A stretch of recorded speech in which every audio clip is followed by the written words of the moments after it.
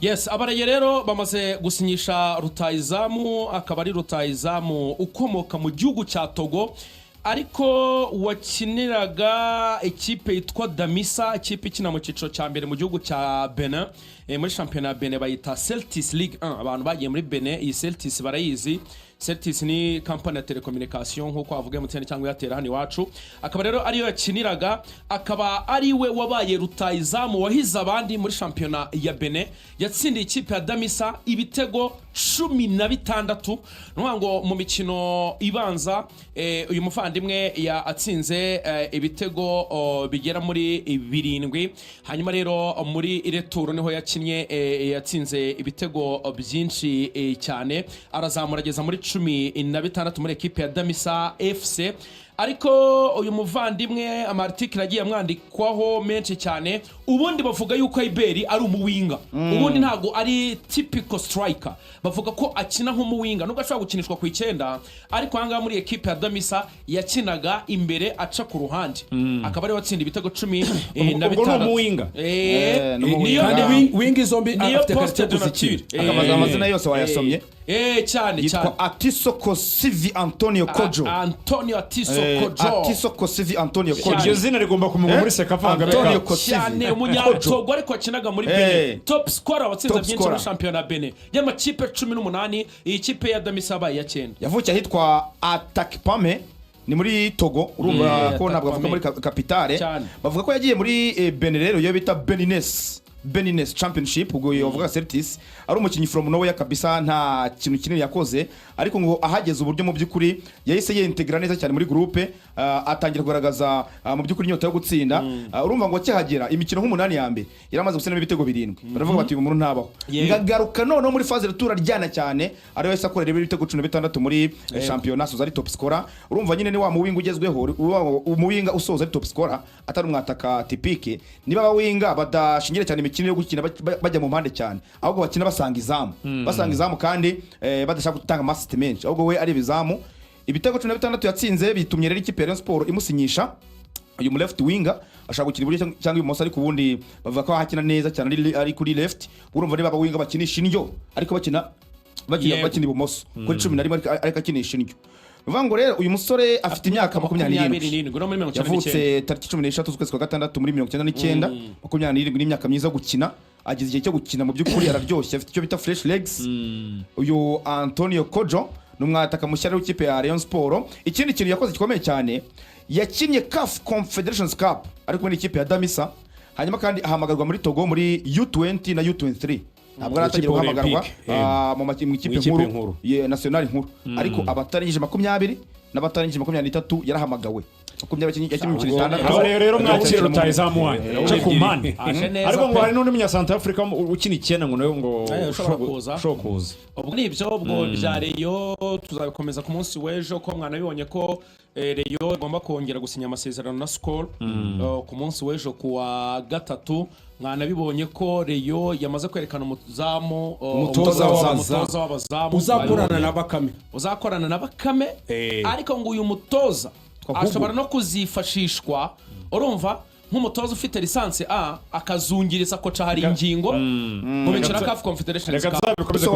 Soza Aimable Ntarindwa n'abatandukanye na Reyo amaze gutangazwa nk'umukinnyi mushya w'ikipe ya AS Kigali. Ntarindwa urumva ko atakiri umukinnyi wa Reyo. 13 z'ukwa gatandatu ubwo ni 27 yamaze kuzura. Kirebana na statistique za Muze Kojo Atiso, ndebe hano ndebe statistique icyo zivuga. Mzee mutangazaje kipe yitwa Damisa FC yakinaga yego AS Fossa Rome, ubwo niyo muri Togo, kipe y'Irome nyine, ndetse na ASC Kara, ndetse na Fossa Rome. Makipe yagiye akinira ndi gushaka kugira ngo ndebe statistique. Kino kipe y'igihugu ya Togo yabari munsi y'imyaka 20 imikino 6 atsinda igitego kimwe. Kino kipe y'igihugu ya Togo yabari munsi y'imyaka 23 match imwe yagira igitego arambikamo nkuko bigaragara, ariko ndi gushaka hajya ngo cyitwa statistique stats cyitwa statistique career statistics kuri umutaramu bita Atiso Kojo. Mutaramu akaba muri CAF Confederations Cup, akaba yarakinnye imikino ine muze mutangazaje. Imikino muri Confederations Cup yakinnye iminota 81. Hanyuma yitwa Kara muri Confederations Cup, nawe sa nkaho yakinnye mu mikino yagera kuri 4. Urabona ko ni umusore muri izo competition yagiye ugerageza, ariko atarafite statistiques zikomeye batari buze kumwihambiraho igihe kirekire. Avuga ko ari amakipe yagiye atandukanye mu bihugu bitandukanye, haba muri Togo, haba no muri Benin, ndetse na Nigeria even no mu bihugu by'abaturanyi byagiye byifuza umukino, ariko bisa nkaho umvaga ariko atarafite information uretse ko yamwumfurnye ko zamaze gusinya ikipe ya Sport. Muri rusange navuga ko icyo navanyemo bisa nkaho biri vague, donc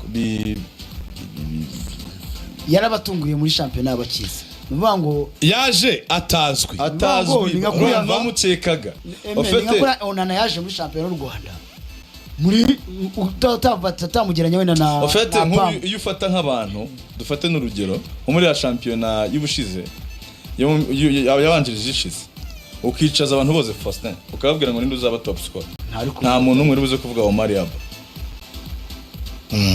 Sibyo? Omar Yaba mu ikipe yitwa Bugesera. Nango bibaho rero ko umukinnyi ashobora kuza agatangira atsinda avuga mu mureka agende tuzamugarura bikarangira mu by'ukuri yigaragaje nk'umukinnyi ukomeye abaye top scorer. Niyo mpamvu rero ngewe cyagenda hoze nkubwira mbere ngo buriya na performance bigeze kujya ku myaka 27 uba ufite kariyeri y'imyaka itari munsi y'10 cyangwa 9 muri champion, statistiques ze zisa zito.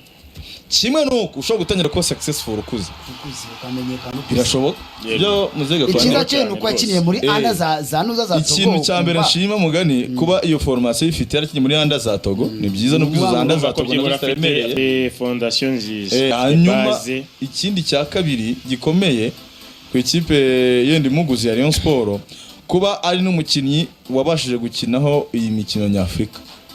Nubwo atari cyane ntabwo ari cyane ko afitemo match enye muri Confederation, afitemo match enye. Hanyuma apari izo match enye, ikindi nuko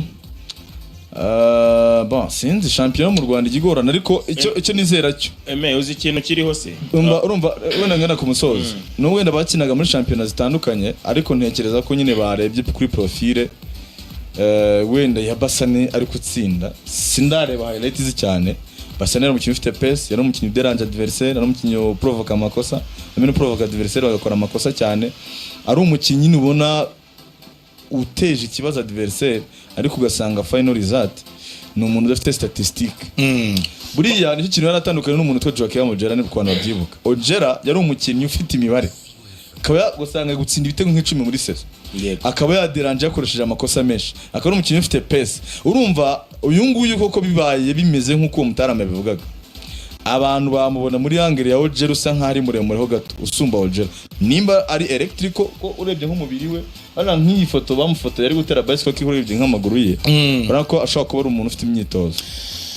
Uyu mukinnyi Rayon Sport imusinyisha bivuga ko mu bakinnyi ba mbere ku ikubitiro Rayon Sport yasinyishije uyu mukinnyi yararimo, yaba iyi graphique ye yaba ibyo Rayon Sport yaribitse. Rayon Sport yamusinyishije kiri mu bitego 9 cyangwa hafi ngaho 10, ari uwa kabiri mu bitego. Kuki muri phase ya turuze uyu mukinnyi atsinze ibitego byinshi muri izi jurune za nyuma.